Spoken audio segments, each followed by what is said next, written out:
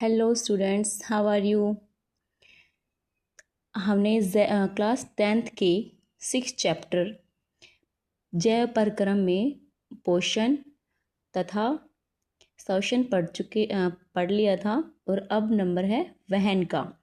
तो वहन क्या होता है, कैसे होता है, कितने घटक होते हैं, कैसे ये क्या कार्य करता है, इन सभी बातों के बारे में आज हम यहाँ पे पढ़ेंगे। तो चलिए स्टार्ट करते हैं। वहन क्या होता है।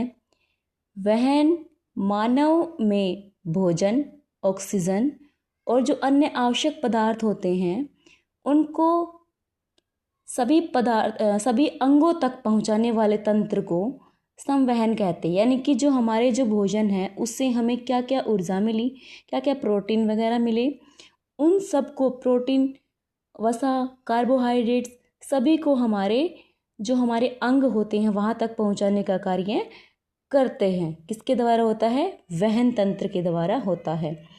वहन के कितने घटक होते हैं? वहन के 3 घटक होते हैं। कौन कौन से? रक्त व लसिका, रक्त नलिकाएं, हृदय। तो चलिए हम सबसे पहले पढ़ते हैं रक्त लसिका। रक्त में क्या क्या होते हैं? तो सबसे पहले हम रक्त के बारे में पढ़ते हैं। रक्त में होते हैं हमारे आरबीसी यानी कि श्वेत रक्त कणिकाएं। यानी कि आरबीसी की जो फुल फॉर्म है, डब्ल्यूबीसी की फुल फॉर्म है, वो बोर्ड एग्जाम में पूछी जाती है एक एक नंबर में। तो इसको भी आप याद करना। आरबीसी की होती है रेड ब्लड सेल्स और डब्ल्यूबीसी की होती है वाइट ब्लड सेल्स। तो चलिए डब्ल्यूबीसी और आरबीसी हमारे क्या क्या कार्य करते हैं इसके बारे में भी हम स्टडी करते हैं। तो आरबीसी रेड ब्लड सेल्स जो होती हैं वो O2 और यानी कि ऑक्सीजन और जो CO2 कार्बन डाइऑक्साइड का क्या करती हैं? वहन करती हैं। और वाइट ब्लड सेल्स क्या करती हैं? डब्ल्यूबीसी क्या करती है? शरीर को रोग मुक्त करती हैं। ठीक है। और रक्त में क्या पाई जाती हैं? प्लेटलेट्स होती है, प्लाज्मा होती है। तो प्लेटलेट्स क्या करती हैं बेटे? जो प्लेटलेट्स होती हैं रक्त का थक्का जमाने का कार्य करते हैं। जैसे कि हमारे कहीं चोट लग गई तो कुछ टाइम तो उस वहाँ से ब्लड निकलता है, फिर उसके बाद में अपने आप वहाँ रक्त का एक यानी कि ब्लड का एक थक्का सा जम जाता है। तो उसको वो किसके कारण होता है? वो हमारे प्लेटलेट्स के कारण होता है। प्लाज्मा यानी प्लाज्मा क्या होता है? प्लाज्मा प्लाज्मा के अंदर जो जल होता है वो 90% होता है और इसमें बाकी जो 10% है वो क्या है? प्रोटीन है। लसिकाएं क्या होती हैं? ये एक तरल उत्तक है जो वहन में सहायता करता है। तो जो वहन का जो सेकंड पार्ट था जो पहला पार्ट था रक्त व लसिका, वो कंप्लीट हो गया है। चलिए हम नेक्स्ट पार्ट की तरफ यानी कि रक्त नलिकाओं की तरफ चलते हैं। तो रक्त नलिकाएं 2 प्रकार की होती हैं, सिराएं और धमनियाँ। सिराएं क्या होती हैं? यानी कि जिसमें जो गंदा ब्लड होता है, CO2 वाला जो ब्लड होता है वो उसके अंदर बहता है। तो CO2 वाले रक्त को शरीर के सभी अंगों से कहाँ तक लेके जाती हैं? हृदय तक लेके जाती है। किस लिए लेके जाती हैं? हृदय उसको साफ करता है, ब्लड को पंप करता है, ब्लड को साफ करता है। ठीक है। वो जो साफ बाकी जो मतलब कि इसमें क्या कहा गया है? CO2 वाले रक्त को यानी कि क्या करती है? हमारे शरीर के सभी अंगों से ब्लड को इकट्ठा करेंगी। कहाँ लेके जाएंगी? हमारे हृदय की तरफ लेके जाएंगे। ये पतली भित्ति की होती है और ये अपनी सतह पर होती है, इसमें वाल्व पाए जाते हैं। अब नेक्स्ट पढ़ते हैं धमनी। दूसरा है धमनी। धमनी क्या होती है? इसमें ऑक्सीजनेटेड यानी कि जो उसमें साफ खून पाया जाता है। O2 वाले रक्त को शरीर यानी कि जो हमारा गंदा खून, जो सिराएं हैं हमारी, CO2 वाला ब्लड हृदय के पास में लेके आई और वापस इसको छोड़ने के लिए हमारे शरीर के सभी अंगों के पास कौन लेके जाता है? हमारी धमनियाँ। यानी कि O2 वाले रक्त को हृदय से शरीर के सभी अंगों तक पहुंचाने का कार्य कौन करती है? हमारी धमनियाँ करती हैं।